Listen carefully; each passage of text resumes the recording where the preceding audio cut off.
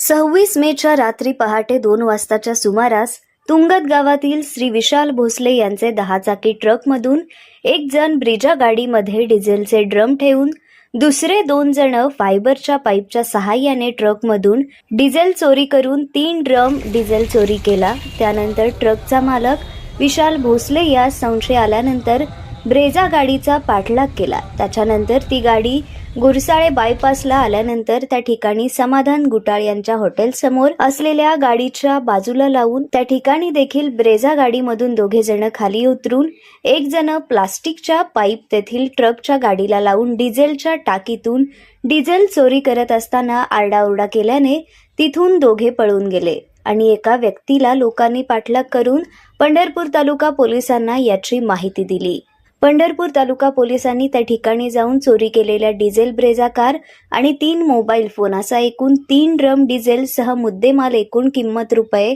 8,35,000 रुपयाचा मुद्देमाल पंढरपूर तालुका पोलिसांनी जप्त करून ताब्यात घेतला असून आरोपी दत्तात्रय लोहार राहणार मोहोळ तालुका याच्या विरुद्ध त्यांचे इतर 2 साथीदार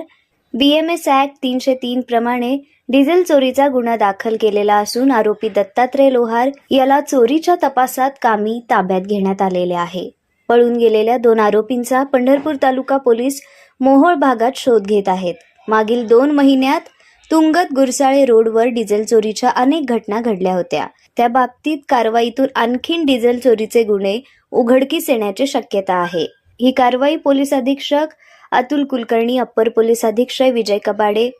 सहाय्यक पोलीस अधीक्षक प्रशांत डगळे यांच्या मार्गदर्शनाखाली पंढरपूर तालुका पोलीस स्टेशनचे वरिष्ठ पोलीस निरीक्षक TY मुजावर, सहाय्यक पोलीस निरीक्षक अक्षय सोनवणे, शहाजी गोसावी, पोलीस उपनिरीक्षक विक्रम वाढणे, भारत भोसले, दत्तात्रय तोंडले, ASI विजू गायकवाड, पोलीस हवालदार जाडकर नितीन चौरे, सुजित उबाळे, पोलीस हवालदार साळुंके, संजय गुटाळ, मंगेश रोकडे, पोलीस हवालदार योगीराज खिलारे, सुहास देशमुख, दीपक भोसले, अभिमन्यू गरड यांच्या पथकाने केली आहे।